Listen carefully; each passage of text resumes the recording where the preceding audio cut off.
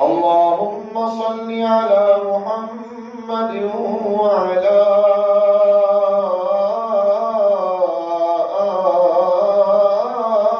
آل محمد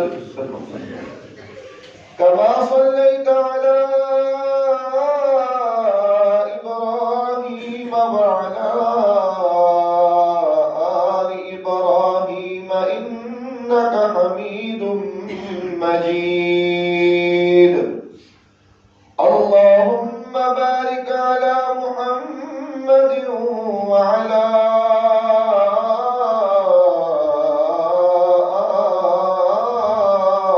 آل محمد كما باركت على إبراهيم وعلى آل إبراهيم إنك حميد مجيد.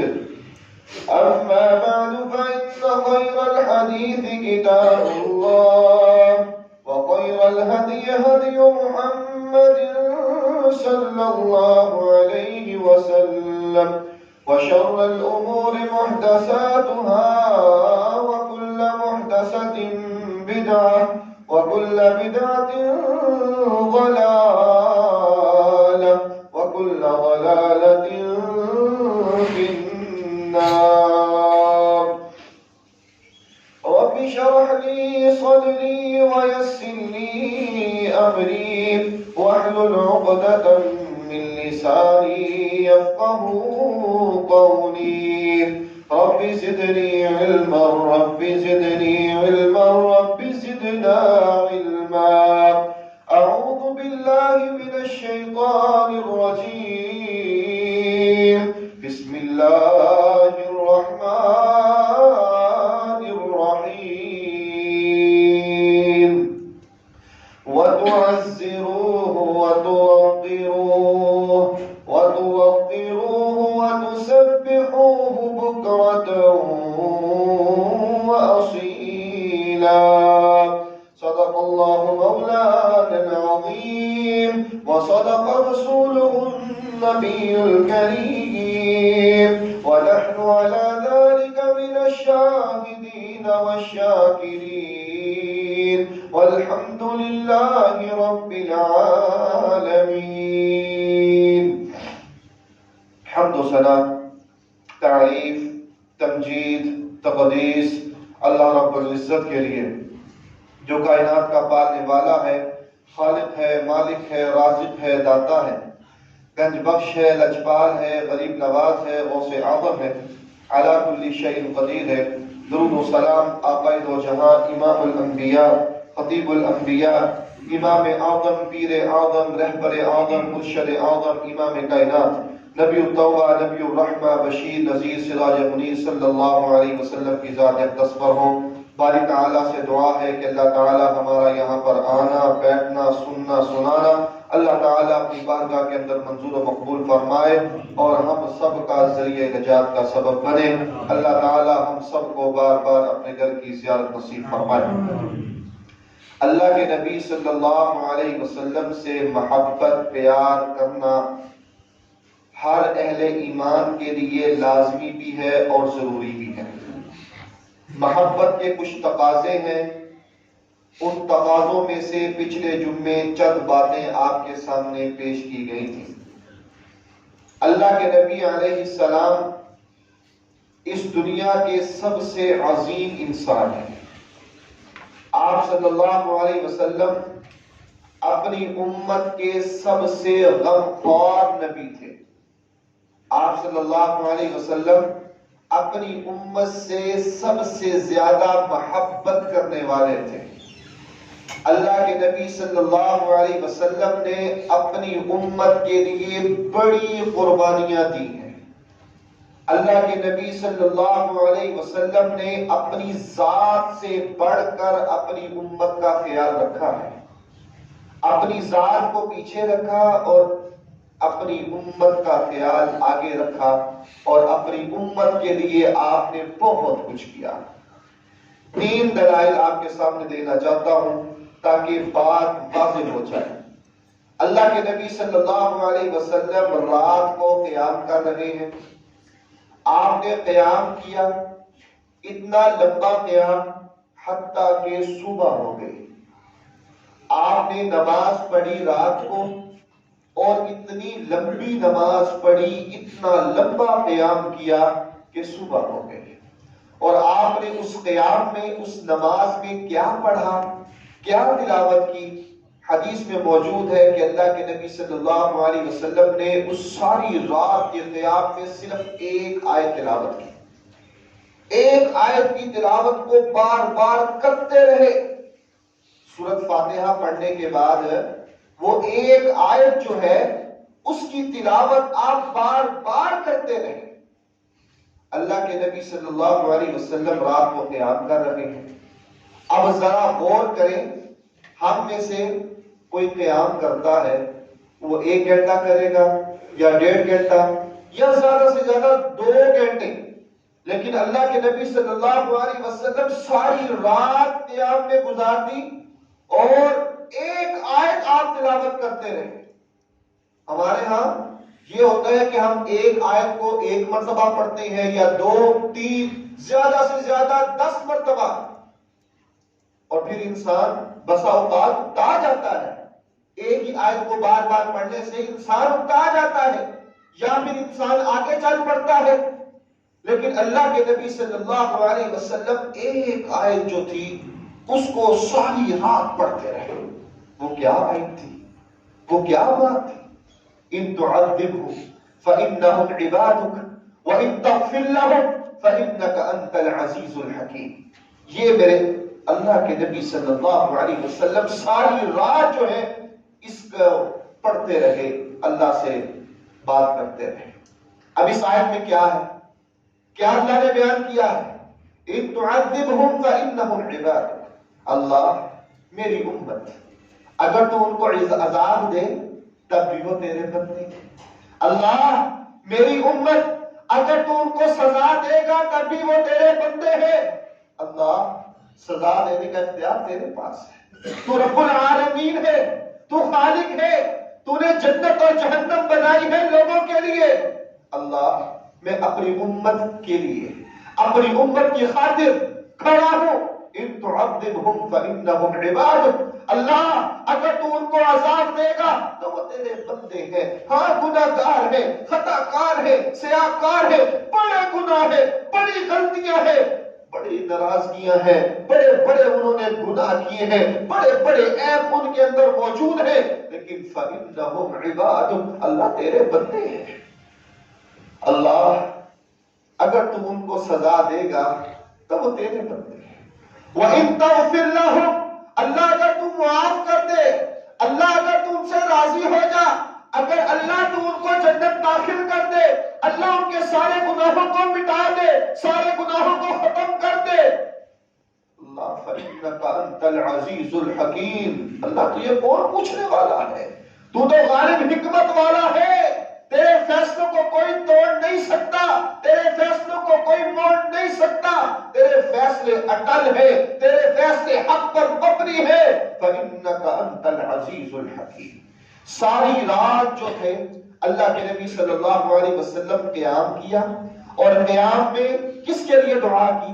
اپنی امت کے لیے، اللہ سے التجا کی، اللہ سے درخواست کی، اللہ سے دعا کی کہ میرے مالک تیرے پاس اختیارات ہیں، اللہ تو اختیار رکھتا ہے، تو سزا بھی دے سکتا ہے اور معاف بھی کر سکتا ہے، لیکن میں محمد صلی اللہ علیہ وسلم اپنی امت کا وکیل بن کر، اپنی امت کا رہنما بن کر، اپنی امت کا سربراہ بن کر دعا کر رہا ہوں، میرے مالک میری امت کو معاف کر دے۔ ساری رات آپ نے قیام کیا اور ایک ہی آیت پڑھتے رہے، صبح ہو گئی اور آپ نے اللہ سے یہ دعا کی۔ اللہ کے نبی صلی اللہ علیہ وسلم نے اپنے لیے کچھ نہیں مانگا، آپ صلی اللہ علیہ وسلم کو اللہ نے جنت دینی ہے، آپ صلی اللہ علیہ وسلم کا اس دنیا میں کوئی گناہ نہیں ہے، آپ گناہ سے پاک ہے، جنت کے دروازے آپ کی وجہ سے کھلنے ہیں، اللہ نے آپ کو رحیم بنا کر بھیجا ہے، اللہ نے آپ کو رحمت للعالمین بنا کر بھیجا ہے۔ اللہ نے آپ کو بڑی خوبیوں سے نوازا ہے، لیکن اللہ کے نبی صلی اللہ علیہ وسلم اپنی امت کے لیے ساری رات قیام کرتے رہے۔ اگر آپ قیام نہ کرتے تو آپ کو کوئی پوچھنے والا نہیں تھا، لیکن آپ نے اپنی امت کے لیے اللہ کی بارگاہ میں کھڑے ہو کر اپنی امت کا جو بات تھی وہ اپنے اللہ کے سامنے رکھی ہے۔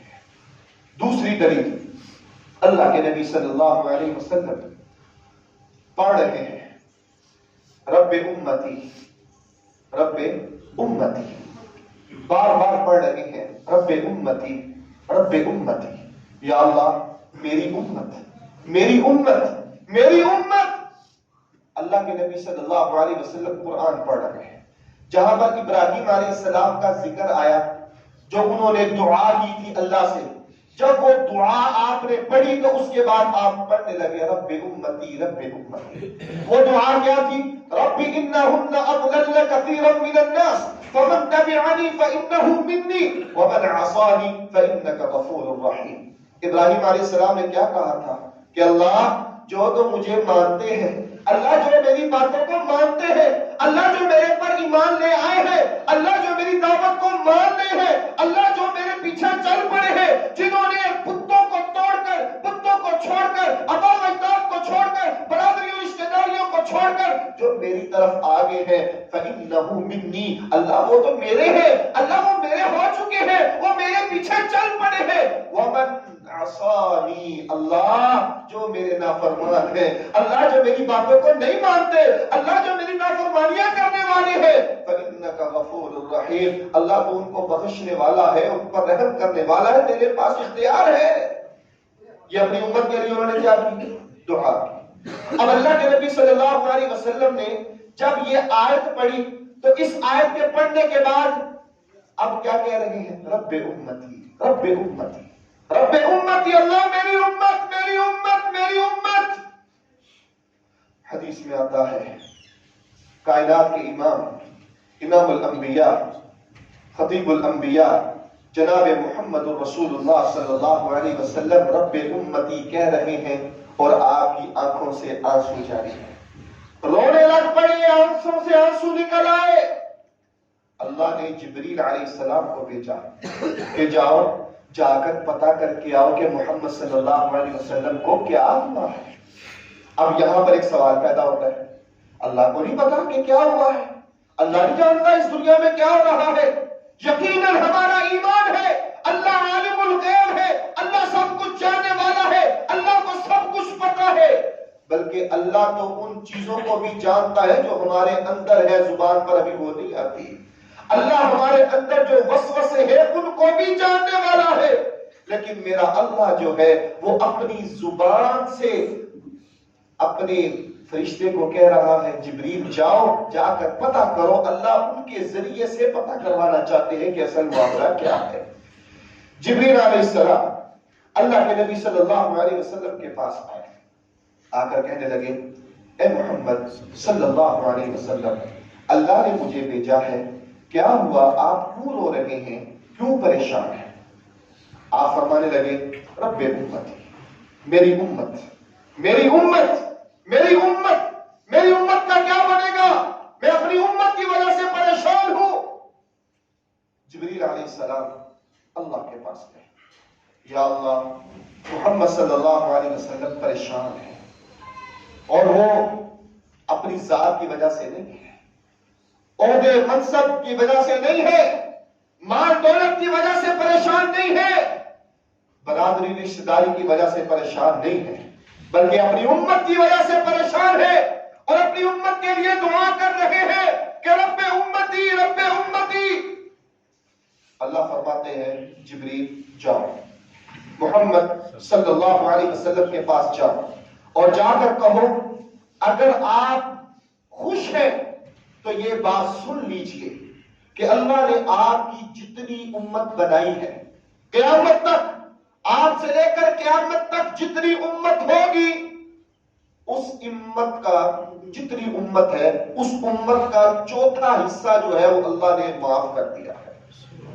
وہ امت اربوں میں ہوگی، اربوں میں سب سے زیادہ امت ہمارے نبی صلی اللہ علیہ وسلم کی ہوگی اور اربوں میں امت ہوگی، اور اللہ نے فرمایا کہ اس امت کا چوتھا حصہ اللہ نے اس کو معاف کر دیا ہے، وہ بغیر حساب کے جنت میں جائے۔ جبریل علیہ السلام پیغام دے رہے ہیں، آپ صلی اللہ علیہ وسلم پھر رو رہے ہیں، رب امتی رب امتی، میری امت میری امت۔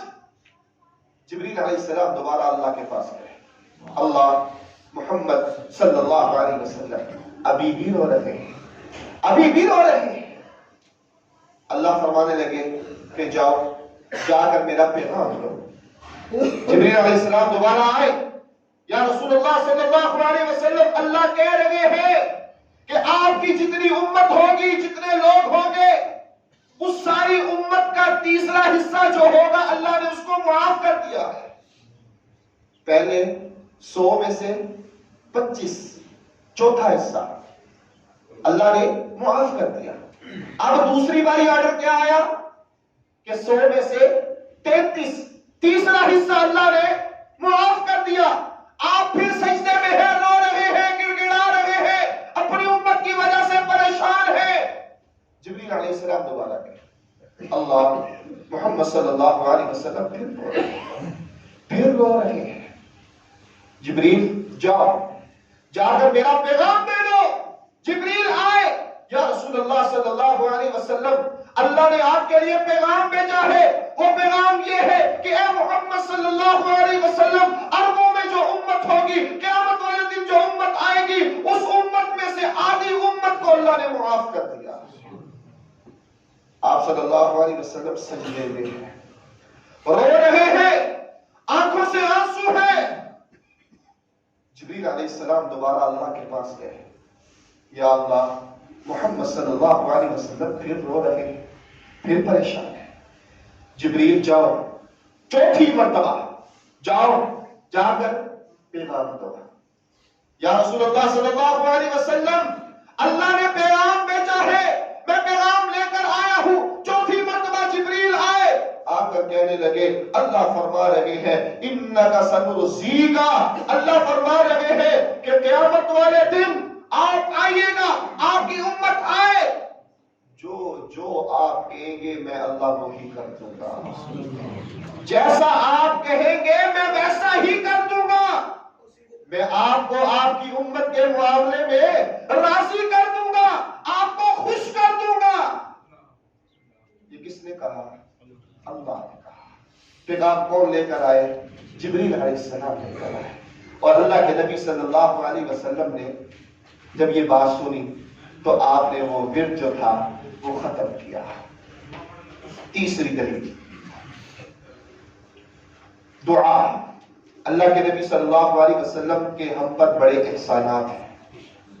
آپ صلی اللہ علیہ وسلم رحمت للعالمین بن کر آئے، ہم نے اللہ کے نبی صلی اللہ علیہ وسلم کو نہیں دیکھا، لیکن اللہ کے نبی صلی اللہ علیہ وسلم نے ہم پر بڑا ہی رحم فرمایا۔ آپ نے ہمارے لیے دعائیں کی، آپ نے ہماری بخشش کے لیے دعائیں کی۔ دعا کون سنتا ہے؟ اللہ۔ نبیوں کی دعا کون سنتا ہے؟ اللہ۔ ولیوں کی دعا کون سنتا ہے؟ اللہ۔ پیروں کی دعا کون سنتا ہے؟ انسانوں کی دعا کون سنتا ہے؟ یہ میرے مالک کے اختیار میں ہے، کس کی دعا کو قبول کرے اور کس کی نہ کرے۔ انبیاء کی دعا جلد قبول ہوتی ہے، انبیاء کی دعا جلد قبول ہوتی ہے، کیونکہ وہ میرے اللہ کے خاص بندے لوگ ہوا کرتے ہیں۔ ولیوں کی، پیروں کی، فقیروں کی، عام انسانوں کی بھی دعاؤں کو اللہ قبول کرتا ہے، یہ میرے مالک کے اختیار میں ہے۔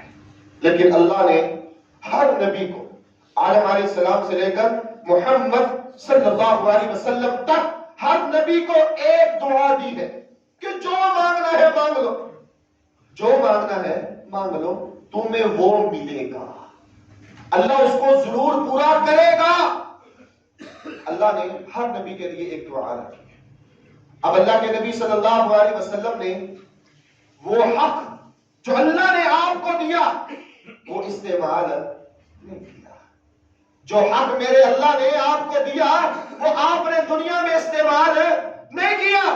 چاہتے تو آپ وہ حق استعمال کر سکتے تھے.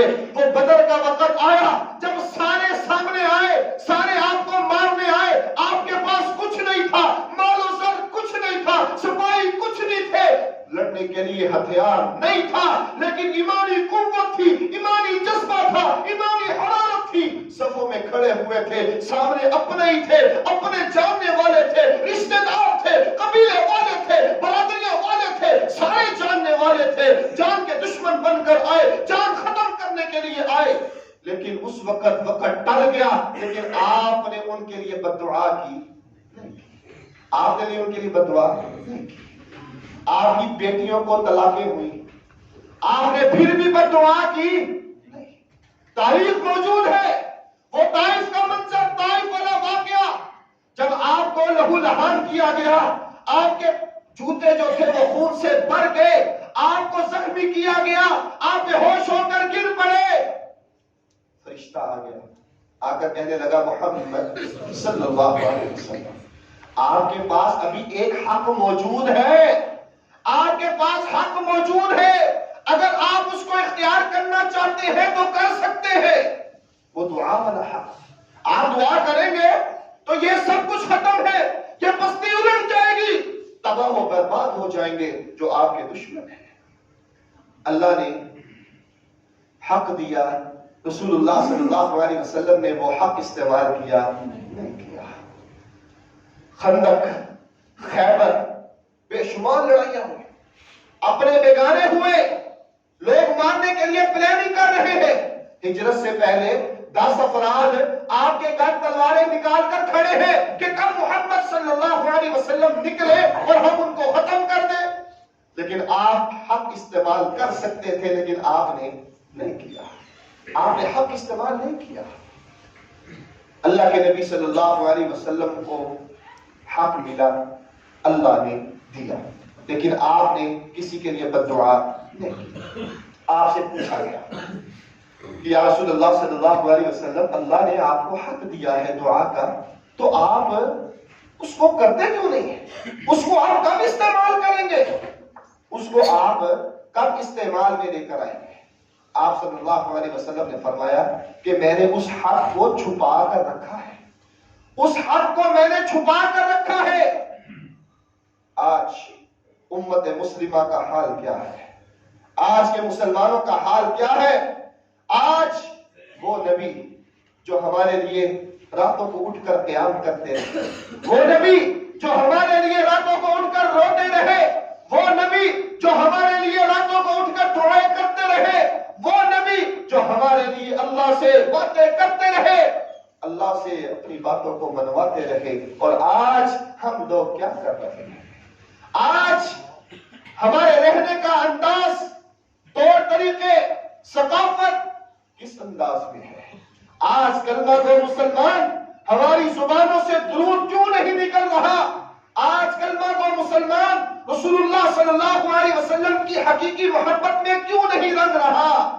آج ہماری خوشیوں کا معیار جو ہے وہ رسول اللہ صلی اللہ علیہ وسلم کی خوشیوں کے معیار کے مطابق کیوں نہیں ہے. آج ہماری غمیوں کا معیار رسول اللہ صلی اللہ علیہ وسلم کے غموں کے معیار کے مطابق کیوں نہیں ہے. ہم تو دعویٰ کرنے والے ہیں, ہم تو سچی محبت کرنے والے ہیں.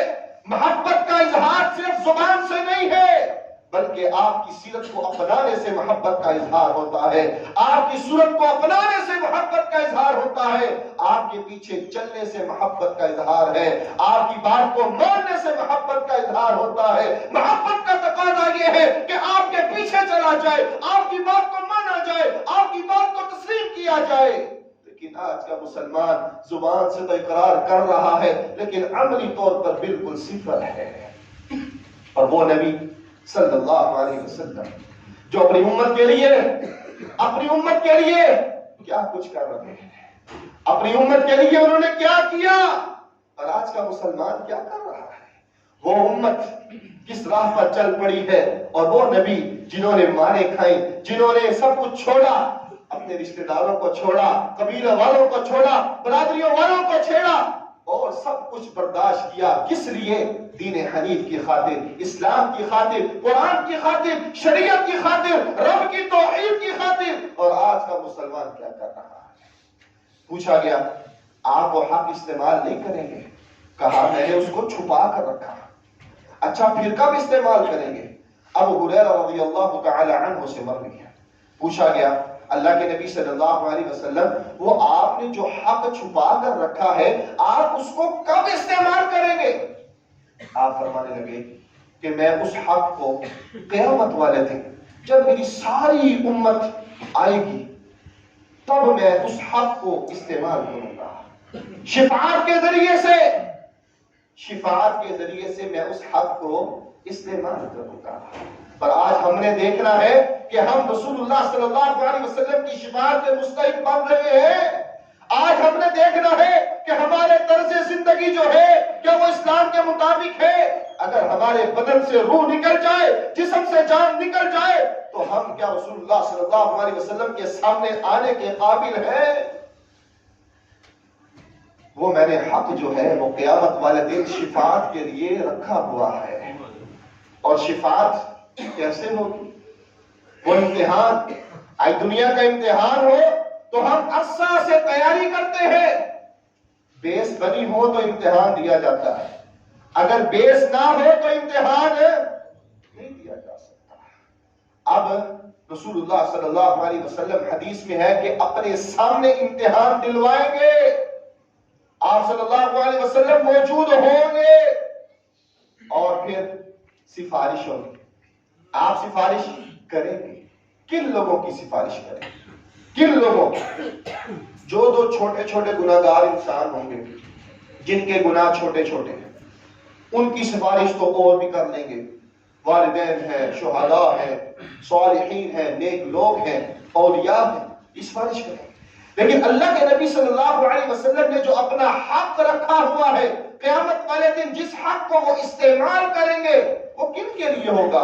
کون سی کیٹیگری کے وہ لوگ ہوں گے جن کا وہ حق جو ہے وہ استعمال ہوتا ہے؟ جن پر آپ نے فرمایا پہلی شرط مشرک نہ ہو. پہلی شرط کیا ہے؟ مشرک نہ ہو. اللہ کی ذات کے ساتھ شرک کرنے والا نہ ہو. یہ بنیاد ہے.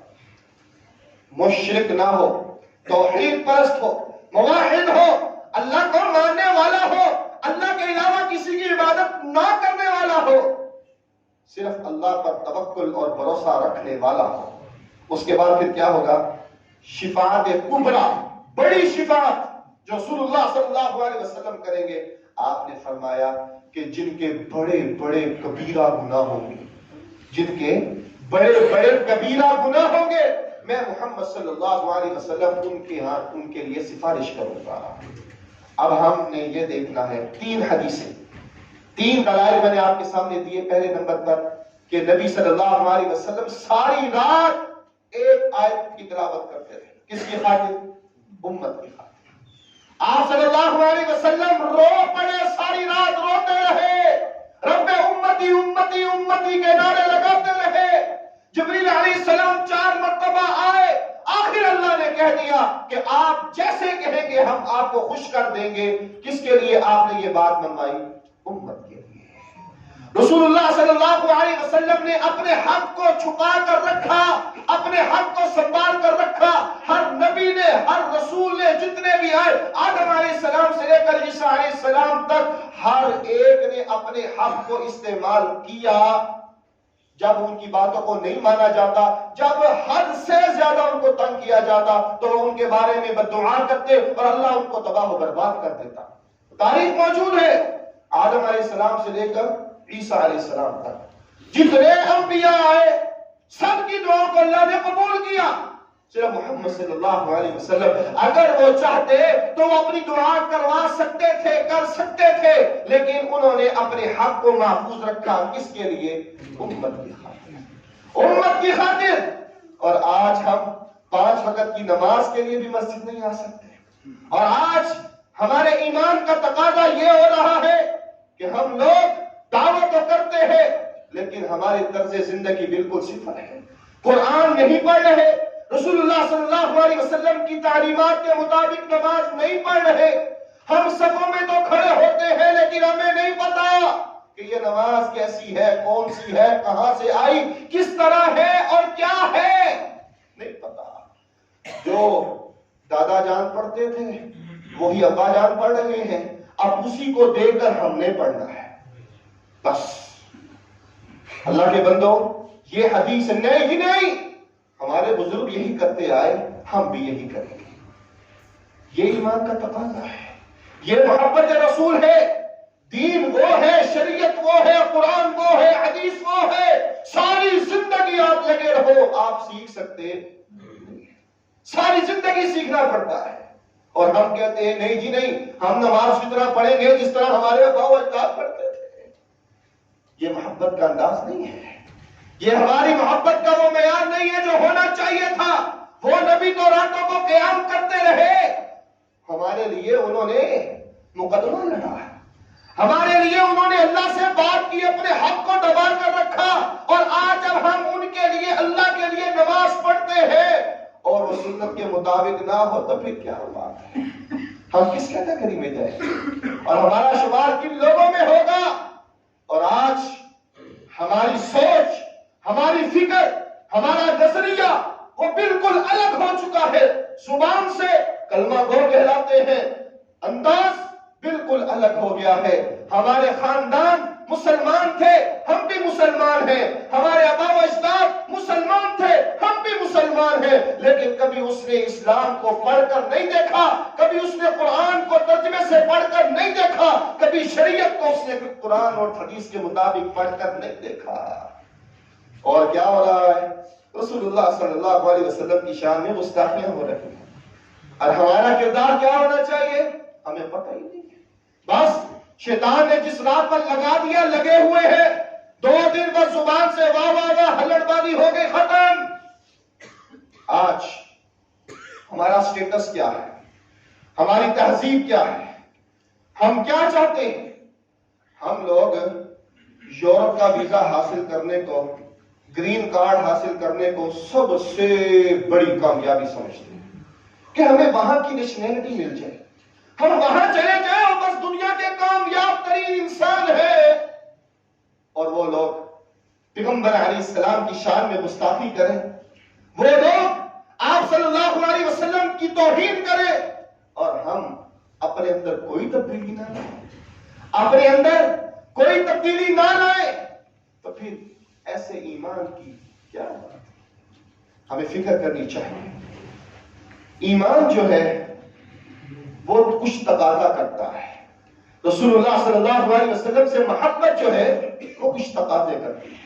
فرانس میں جو کچھ ہوا آپ نے بھی سنا، ہم نے بھی سنا، آپ نے بھی دیکھا، ہم نے بھی دیکھا، لیکن اس کے بعد ہم نے کیا کیا یہ میں نے اور آپ نے سوچنا ہے۔ اس واقعے کے بعد ہماری زندگی میں، ہمارے گھروں میں، ہمارے بچوں میں، ہمارے اہل و عیال میں کیا تبدیلی آئی، اس بارے میں ہم نے سوچنا ہے۔ اس طرف ہم نہیں آئے بس زبان سے کہہ دیا اور بس 5-10 منٹ یا 1 دن میں بس تھوڑا سا اس پر تبصرہ ہوا اور بات ختم۔ نہیں، گستاخ رسول صلی اللہ علیہ وسلم، اس کی سزا کیا ہے؟ قتل ہے، وہ قتل ہے، واجب القتل ہے، حتیٰ کہ اپنی اولاد ہی کیوں نہ ہو، اگر وہ حقیقی معنوں میں گستاخ رسول ہے تو اس کی سزا کیا ہے؟ قتل ہے، اس کی سزا قتل ہے۔ اب فرانس میں گستاخی ہوئی، وہ واجب القتل ہے، اب ہمارا ہاتھ وہاں تک پہنچتا نہیں۔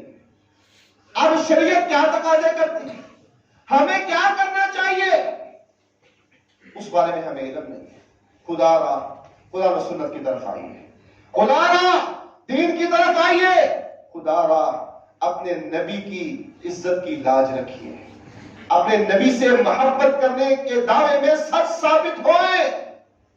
پہلی بات کہ آپ دل میں اس کو برا سمجھیں، پہلا تقاضا کیا ہے؟ دل میں اس کو برا سمجھیں، برا سمجھیں، ان کو اچھا نہ سمجھیں، اور صرف دل میں ہی نہیں بلکہ آپ کے لباس میں، آپ کی شکل و صورت میں، ہمارا سٹیٹس، تہذیب، ثقافت جو ڈیزائن، جو ماڈل، جو چیز وہاں سے آئے وہی ہم اپنانے کی کوشش کرتے ہیں۔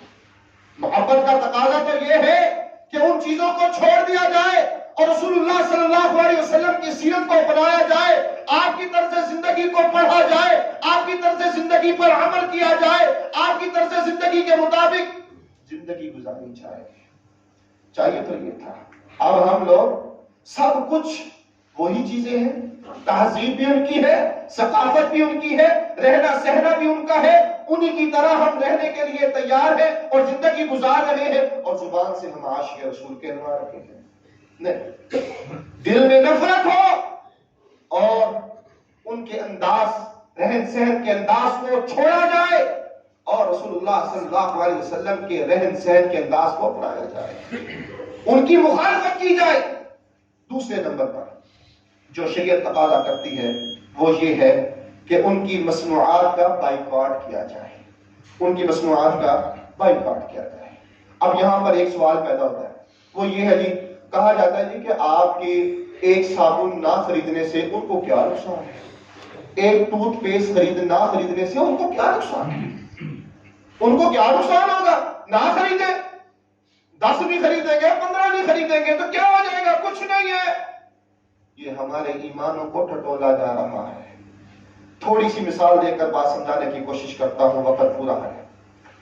ابراہیم علیہ السلام کو جب آگ میں پھینکنے لگے تو لکڑیاں جلائی گئیں، بہت بڑا وہ گڑھا کھودا گیا، پرندے اس کے اوپر سے گزر نہیں سکتے تھے۔ وہ ایک چھپکلی، اس نے کیا کیا؟ پھونک ماری، آگ بھڑکانے کی اس نے کوشش کی۔ وہ ایک چھپکلی جو تھی وہ کیا کر سکتی تھی؟ اس کی پھونک سے کیا ہو جانا تھا؟ وہ اتنے بڑے گڑھے کو اس نے کیا کر دینا تھا؟ کتنا اور بھڑکا دینا تھا۔ لیکن شریعت نے کیا کہہ دیا کہ چھپکلی کو مارو، چھپکلی کو مارنے کا حکم ملا۔ فرمایا کہ جو ایک ضرب سے چھپکلی کو مارتا ہے اس کو 100 نے کیا، جو دوسری ضرب سے مارتا ہے 2 ضربوں کے ساتھ اس کو اس سے کم، جو 3 ضربوں سے مارتا ہے اس کو اس سے کم۔ اب چھپکلی کو مارنے کا حکم ملا کس وجہ سے؟ کہ اس نے آگ کو بھڑکانے میں صرف کوشش کی تھی، اس سے ہوا تو کچھ نہیں، کوشش کی تھی۔ تو میرے بھائیوں، یہاں سے یہ بات مسئلہ ہمیں سمجھ میں آتی ہے کہ ہم ان مصنوعات کا بائیکاٹ کریں، ان کو نقصان ہوتا ہے یا نہیں ہوتا، ہمیں اس سے کوئی پرواہ نہیں ہے۔ ہمارے اندر یہ محبت ہونی چاہیے۔ بائیکاٹ کرنے کے بعد یہ جذبہ ہمارے اندر ہونا چاہیے کہ یہ ہمارے نبی کے گستاخ ہیں، اس لیے ہمارا ان کے ساتھ کوئی تعلق نہیں ہے۔ اس جذبے کے ساتھ جب ہم اللہ کے سامنے پیش ہوں گے، رسول اللہ صلی اللہ علیہ وسلم کے سامنے پیش ہوں گے تو ہماری کامیابی ہے، ہماری کامیابی ہے۔ اور اگر نہیں ہے تو پھر ہمیں اپنا محاسبہ کرنا چاہیے۔ اور گستاخ رسول کے حوالے سے یہ بات علی اعلان ہے کہ وہ واجب القتل ہے، اور یہ قتل جو ہے یہ ہر انسان کی ذمہ داری نہیں ہے، یہ وقت کے حاکم کی ذمہ داری ہے۔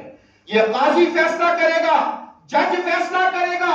جو ہمارے معاشرے میں، ہمارے ملک میں جو پچھلے دنوں ہوا، وہ گستاخ رسول تھا یا نہیں تھا، بعد میں تحقیق ہوئی، پتہ چلا کہ وہ کچھ اور بات تھی، لیکن اگر حقیقی معنوں میں بھی گستاخ رسول ہو تو عام بندہ اس کو قتل کر سکتا نہیں ہے۔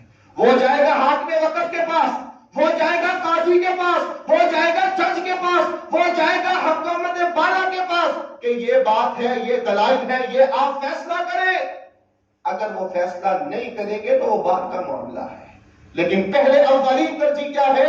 حاکم وقت کی طرف رجوع کیا جائے۔ اور ہمیں جو چاہیے وہ یہ ہے کہ ہم رسول اللہ صلی اللہ علیہ وسلم سے سچی محبت کرنے والے بن جائیں۔ سچی محبت اسی انداز میں ہوگی جب ہم آپ کے طرز زندگی کو دیکھیں گے، آپ کے دوستوں سے ہم دوستی کریں گے، آپ کے دشمنوں سے ہم دشمنی رکھیں گے، آپ نے جن سے دشمنی کی ہم ان سے دشمنی کریں، آپ نے جن سے محبت کی ہم ان سے محبت کریں۔ یہ ایمان کا تقاضا ہے، یہ ایمان چاہتا ہے۔ اللہ ہم ان تقاضوں کو اللہ ہمیں پورا کرنے کی توفیق عطا فرمائے۔